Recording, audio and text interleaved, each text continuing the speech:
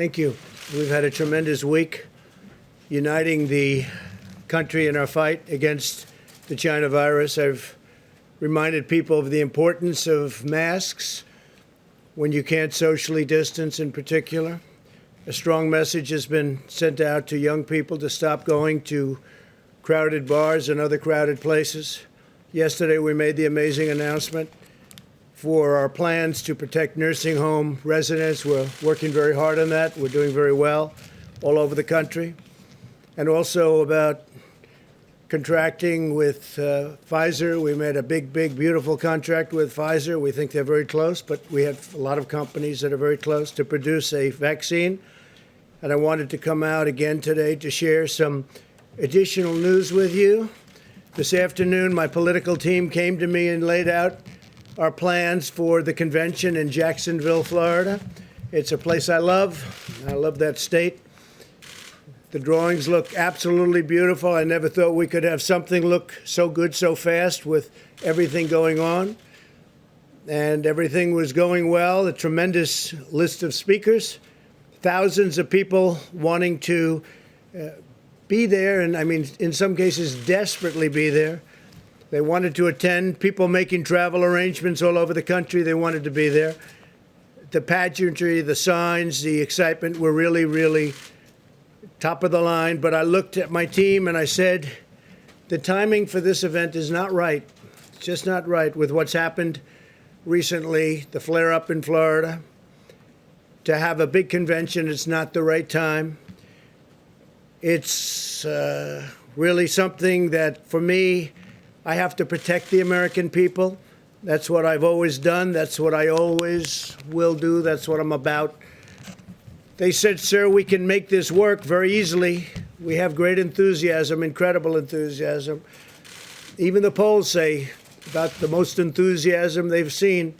We can do this safely and we can do it responsibly. And I said, there's nothing more important in our country than keeping our people safe, whether that's from the China virus or the radical left mob that you see in Portland, where I want to thank Homeland Security and others and law enforcement for doing a fantastic job over the last few days. They went in, and people were out of control for 51 days, a long time, and Homeland Security and other law enforcement with us went in, and they've done a great job in protecting our property, federal courthouse and other property, and most importantly, protecting our people. Or the senseless violence that you see in Chicago or New York or Detroit, a lot of other cities where so many people are shot and so many people are killed. And people elected me to help and to protect. So I told my team it's time to cancel the Jacksonville, Florida component of the GOP convention. Will be starting in North Carolina for the Monday, as has always been planned. We were never taking that off. That's remaining as it is. The delegates are going to get together. That's where they do their nomination. So the delegates are going to North Carolina, and they'll be doing the nomination. And we're going to do some other things with tele-rallies and online the week that we're discussing, which will be really good. I think we're going to do it well. And I'll still do a convention speech in a different form, but we won't do a big, crowded convention per se. It's just not the right time for that. I care deeply about the people of Florida and everywhere else, frankly, in this country and even in the world, who would be coming into the state, and I don't want to do anything to upset it. They'll be doing very well very shortly. We're going to put some maps up of the country behind me, and you'll see that the area that we're talking about is a hot spot. You'll also see a lot of the country has no problem whatsoever, most of the country, actually. So I'm always going to take care of you, so that's the way we're going to do it. I've spoken to Governor DeSantis and informed other political leaders. I want to thank the Jacksonville community and its great mayor. He's great guy, really great guy. They wanted it so badly. And all of the other political representatives in Jacksonville and in Florida, and just very special people, a very special group. and they were there for us 100%. Today, I want to provide an update on the actions we're taking to support the safe reopening of America's schools. Parents around the world who have had their children home for the last few months have a greater appreciation for the fact that teachers are essential workers, that they're essential to our children's future. Our goal is to protect our teachers and students from the China virus while ensuring that families with high-risk factors can continue to participate from home. Very important. The American Academy of Pediatrics has released guidance recommending that schools reopen.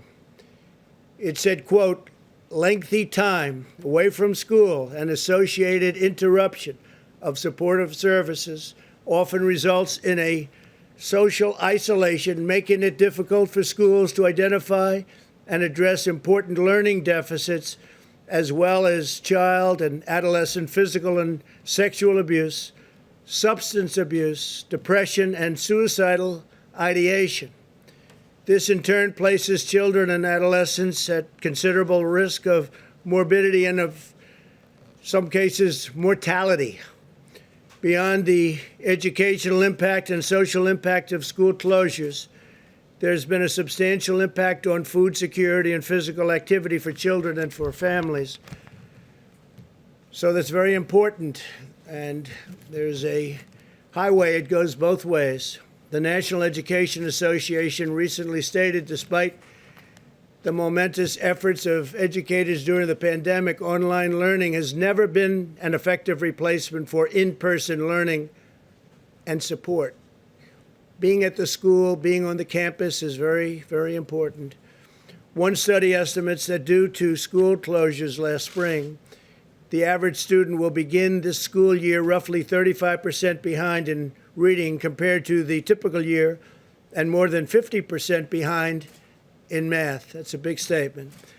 According to McKinsey & Company, learning loss will probably be greatest among low-income Black and Hispanic students. They're the ones that are hit the hardest. We don't want that happening.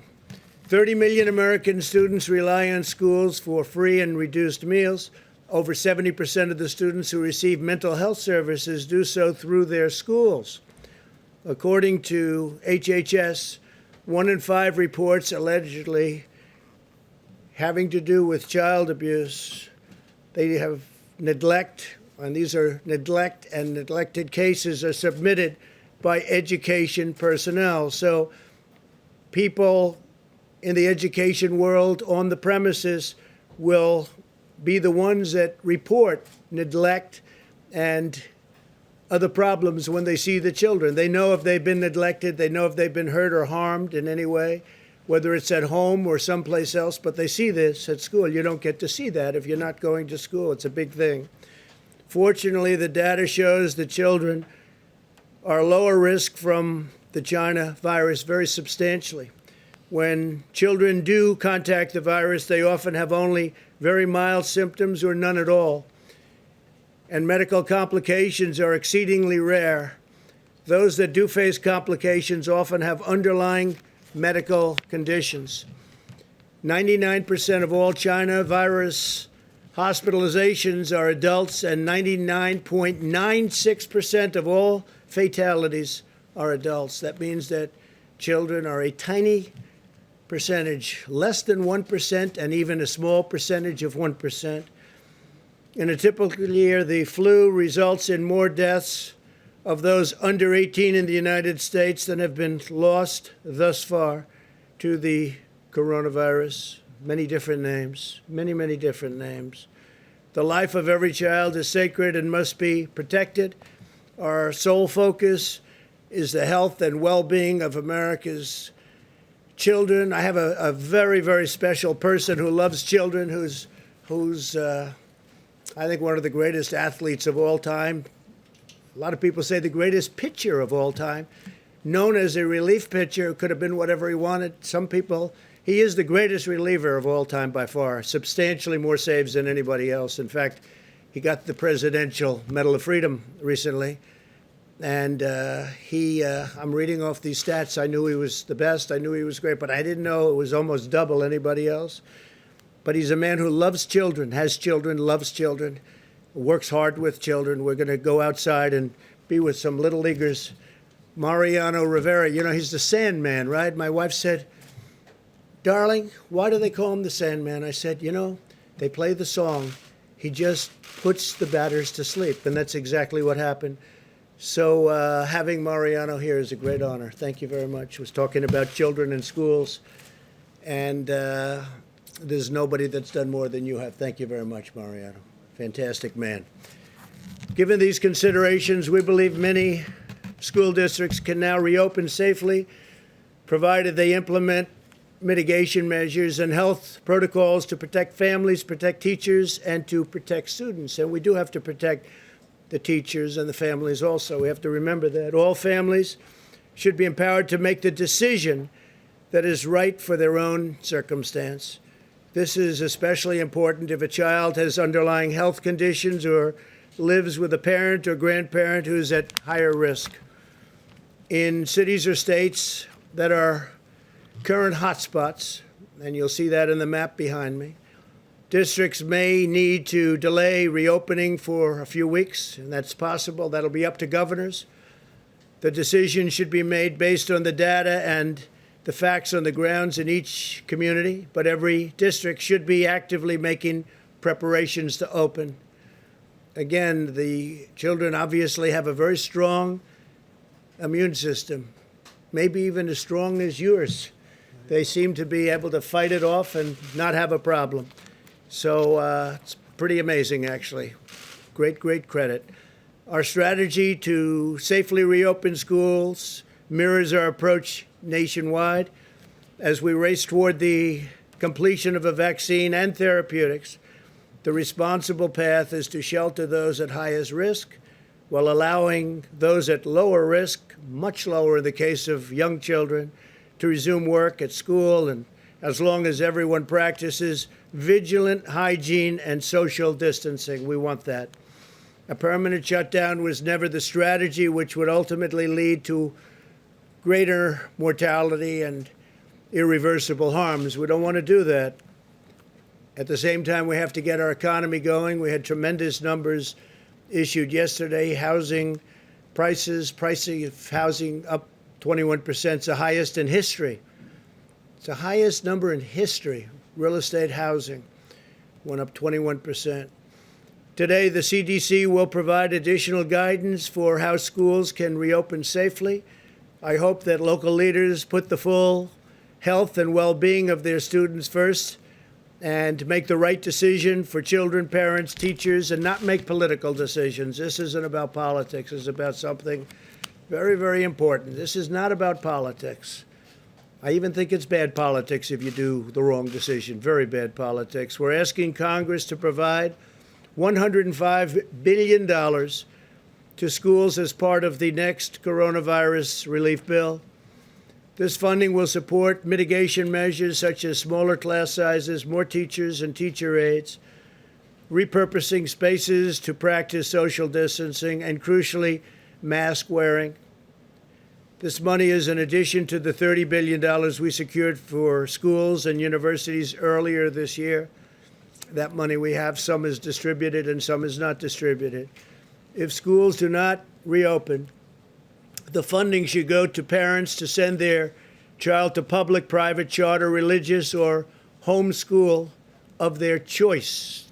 The key word being choice. If the school is closed, the money should follow the student, so the parents and families are in control of their own decisions. So we'd like the money to go to the parents of the student. This way they can make the decision that's best for them. We cannot indefinitely stop 50 million American children from going to school, harming their mental, physical, and emotional development. Reopening our schools is also critical to ensuring that parents can go to work and provide for their families. The Council of Economic Advisors estimates that 5.6 million parents will be unable to return to work if schools do not reopen this year. It's a tremendous problem. It's a tremendous problem. Schools have to open safely, but they have to open. More than a dozen European countries, as well as South Korea, Taiwan, and many others, have already reopened schools and cases have not risen. We can achieve the same goal if we unite together, follow the best medical practices, and apply common sense. We'll continue to support states and cities in the current hotspots in the South, Southwest, and West. The governors, I know them all. They're all very, very capable. They're doing a very good job. They're working so hard. You wouldn't even believe it. We have nearly 30,000 federal personnel deployed in the states that need assistance. We're helping with doctors and nurses, medical personnel of all kinds. As a PPE update, we're in close communication with governors and states. We have supplies, everything they could possibly need. We're very strong on supplies. Remember, I used to say the cupboards were bare. Well, now the cupboards are the opposite. Due to our historic efforts to increase both the national stockpile and the state stockpiles, the vast majority of the states have 60 days' worth of supplies on hand. And most importantly, they have ventilators, because the ventilators are very, very hard to come by, at least in the past. Now we're making thousands of ventilators a month and supplying them in many cases to other countries. For states that are making requests, we're rapidly delivering. In the last 24 hours, FEMA has deployed more than 1.5 million masks upon request, 1.7 million gowns, and 600,000, well, let me change that. We've created about 600,000 different supplies. We have 600 ventilators to Arizona, North Carolina, Pennsylvania, Colorado, Idaho, and Washington. I think the number is 600. We're going to check that, and we'll give it to you in a little while. But we've got a stockpile of thousands of ventilators. I think we've sent out about 600 just recently. The United States has now conducted more than 51 million tests, which is more than any other country in the world by far. Roughly half of the tests are either the rapid point of care tests, which frankly solves a lot of problem and delay, 5 to 15 minutes instead of waiting for service both ways in both directions and then at the lab. But roughly half of them now, which is a tremendous increase, are 5 to 15-minute tests or tests done in a hospital where you get the results back in less than a day, in some cases immediately. We're continuing to surge testing to current hotspots such as Miami and Phoenix to detect those with the virus and take steps to stop from spreading it further. This is a copy of the map, and this is, you have it right behind me. That's really very much indicating where the problems are. You see from that, it's in great shape, lots of it. The Northeast has become very clean. The country is in very good shape, other than if you look south and west, some problems. That'll all work out. On therapies, we've worked with Florida to ensure that over 40,000 vials of remdesivir are arriving this week. It's a lot. That's a lot. They're working round the clock to make it. It's had a tremendous impact. We've also shipped thousands of vials to Arizona, California, and Texas over the past 2 weeks. Arizona's doing very well. It's heading down. The numbers are heading down, I think, very quickly. Governor's done a great job. They've all done a great job. They've all done a great job, working hard. We'll continue to monitor the areas rising and with respect to cases, and we ask all Americans to exercise vigilance, practice social distancing, wear a mask, do whatever is necessary so we get rid of this horrible situation, this horrible disease that was sent to us by China. It should not have been sent. They should have stopped it. They could have stopped it. They didn't. And the entire world has gotten infected. And a lot of countries are going through a lot right now. This morning I spoke with President Putin of Russia, and they're going through a very hard time with this, in Moscow in particular. I spoke to the Crown Prince, Saudi Arabia. They're doing well, but they're going through a lot. Everybody's going through a lot. Yesterday I spoke to the heads of 4 different countries. All 4 are going through a lot, going through a hard time. This could have been stopped. It could have been stopped quickly and easily, but for some reason it wasn't. And we'll figure out what that reason was. So with that, if you have any questions, please. On the convention, were you simply not convinced that you could keep people safe at the convention? I just felt it was wrong, Steve, to have people going to what turned out to be a hot spot. You know, when we chose it, it was not at all hot. It was free. And all of a sudden, it happened quickly. It happens quickly, and it goes away, and it goes away quickly. The key is we wanted to go away without a lot of death, without a lot of problems, and we're learning so much about the disease. That's why we're very cognizant of nursing homes. We're watching them very carefully, and people over a certain age, and especially people over a certain age with diabetes or heart disease in particular, but with a problem. So we didn't want to take any chances. So we had a lot of people. We have the delegates want to be there. We're going to do a fairly reasonably quick meeting in North Carolina. The nomination will be produced, and then we'll announce what we're doing, how we're doing it, whether it's something that's done online, I guess you could call it online. So there could be nothing like our last convention. Unfortunately, that was a great convention and in a great place, as you know. We had a great time in Cleveland, but it's a different world, and it will be for a little while. We want to get the world back to what it was, and I think we'll have that, including great job numbers, including so many things that are happening so positive. I have to say the stock market is close to records. For NASDAQ, it is a record. It's already exceeded its highest numbers. But we want to get our country back to what it was. So would your acceptance speech be from the White House, and are you worried? We haven't said that yet, Steve. We'll have that. We'll probably announce that over the next few days. Are you worried this might dampen enthusiasm for you? Look, we've done a great job. We built the greatest economy in the world. Nobody close. Not China, not anybody. We had to close it. We saved millions of lives, and we opened it. But we had the best numbers in history for African Americans, Hispanic Americans, Asian Americans, every group you want to name. Young people without a diploma, young people with a high school diploma, with a college diploma, anything you want to name. We had the best numbers. Women doing incredibly. Never been a time like that. And we had to turn it off because of what China did. We had to turn it off.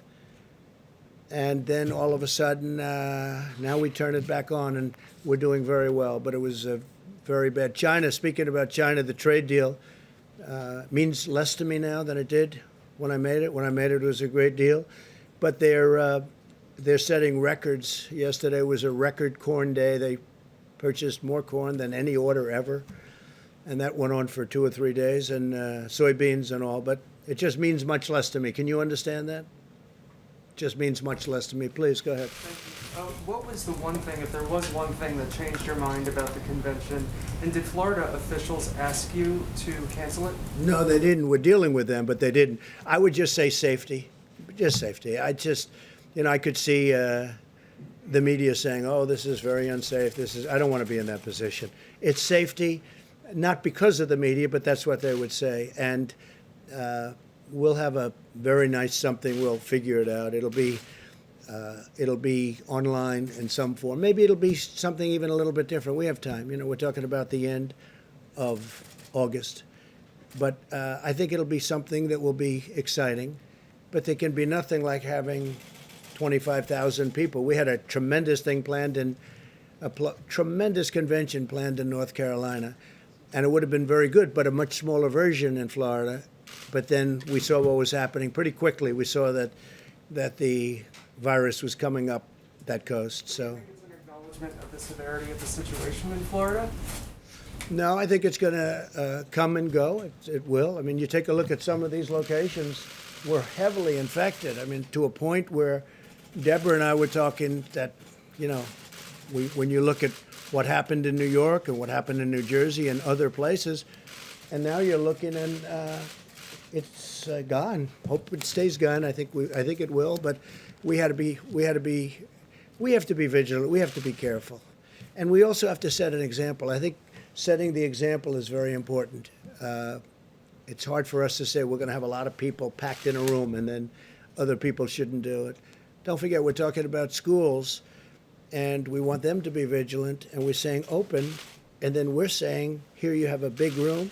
But I also, if you notice, I said where bars are crowded, where other things are crowded. Well, there's nothing more crowded than a convention. A convention, I mean, you've seen them.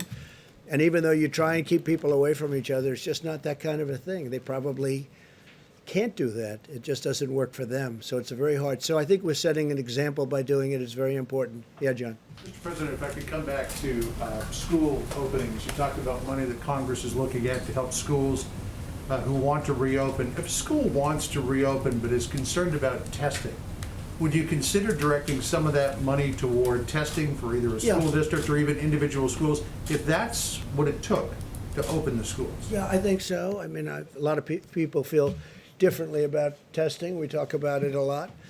When we have 50 million tests plus, and we broke the 50 million test mark. Second in the world is India, which has 1.4 billion people, and they had 12 million tests.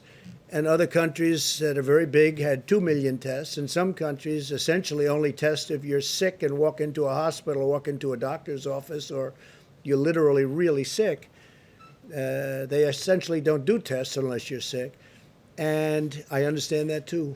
So, yeah, if they feel that that's what they want, that would be fine. You would tell Congress, you would encourage Congress to pay for testing for school I would if they want. Again, we've done 50 million tests. There's nobody even close in the whole world. You look at our mortality rate, you look at our death rate, you look at different statistics. We're doing very well, but one death is too many. This should never have happened. This should never have been allowed to happen from China. Also, Mitch McConnell's office just put out a statement a moment ago about the Phase 4 relief package, CARES 2, saying, quote, it's tailored precisely for this phase of the crisis. Yet it does not include your payroll tax cut. So do you believe it's perfectly Yeah, I'd like to tailored? see a payroll tax cut. I think it's great for the workers. The Democrats would never have gone for it. They don't want it. They're not big into the workers, I guess. And based on that, I told them last night, I told the Republicans who have been working very hard on this, I'll tell you, and they want what's right for the country. And hopefully the Democrats ultimately will. But I said, I think a payroll tax would be good, but you're not going to get it from the Democrats. We need their votes, as you know. It's not like, we have a majority, but it's not enough that's why I guess we have an election coming up. So you still need Democrat votes, and we're not going to get the Democrat votes on that. So I'd like to see it. I think it would be very good for the workers. But if we're not going to get their votes, I guess we have to go on to the next thing. A payroll tax cut would have been very good. And maybe something happens. Yes, please. You talk about setting an example on Jacksonville, but I just wonder, some people are going to take away from this the lesson that you're pushing too far, too fast. It seemed for a while the numbers were going up in Jacksonville and you were going to have a problem there. This comes up at a time you're pushing for schools to reopen. We have the opening of the Major League Baseball season. Isn't the example of Jacksonville that we're pushing too fast? Well, baseball, as an example, we were discussing it a little while ago. You're going to be at an empty stadium. I've agreed. Randy Levine's a great friend of mine from the Yankees. He asked me to throw out the first pitch, and I think I'm doing that on August 15th at Yankee Stadium. And I say, how's the crowd going to be? And, it's like you don't have a crowd. There is no such thing. It's going to be interesting, Mariano. He's not used to that. I've been at many games. He walks in, the place goes crazy. I think it'd be just as good without the crowd. You were just born with it. Some people are born with it. I don't know if this is only for the baseball players, but I've never seen a pitcher throw a ball where so many bats were broken as Mariano. He's got the all-time record. I said, how do you do that? He said, parents. Great parents, when you get right down to it, right? How do you do that? It's called parents. I just to finish, I think that we have to all set examples. I think Major League Baseball is setting an example by playing to empty stadiums, and so are other sports. You see that. Now, then they'll allow a certain number in. I see golf is now soon will be allowing people to come in percentages, and all of a sudden we want to get back to normal. The key is to get back to normal because nobody wants to see this. But I think it's really good that baseball's opening. It looks like football's opening. It looks like sports are opening. It's a tremendous thing psychologically for our country. And we're all with it. We're going to see right now some beautiful young little leaguers outside with a great future ahead of them. They're already practicing on the front lawn of the White House. and we're going to go out and say hello to them, and it'll be really great. Okay, how about one more? Yeah, please, go ahead.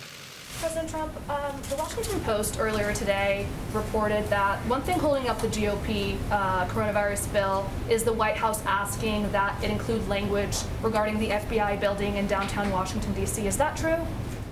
I don't know that they're putting it in this bill, but I know they want to have a new FBI building. This one is very old, and it's really was never built to a very high standard, as you probably have heard, and it's got a lot of danger involved, and panels falling off the outside and pieces of concrete falling off the building. And they want to build it at the site that they have it. They had options very far away from Washington. And I said to them, frankly, you have to be near the Justice Department. There's nothing better than the site. The site they have now is better. But they were looking at sites in Maryland and Virginia and different places, but they would have been too far away. So I have been encouraging them to build it, and if you have a choice. You can renovate the existing building, but it's not a good building, or you could take it down and build a great building for the FBI for 100 years and have it be incredible, even with tracks on top. They're talking about, we have, because FBI people like to work out a lot, and you could have literally quarter-mile tracks on top. It's a very big site, very wide site. So I think the best idea would be to build a new building, and that way you have it for a long time. Renovation can never be as good as a new building in that case. I know they're talking about it, whether or not they put it in this bill or someplace else, but the FBI needs a new building, and we'll get it done. Thank you all very much. Thank you. Thank you very much.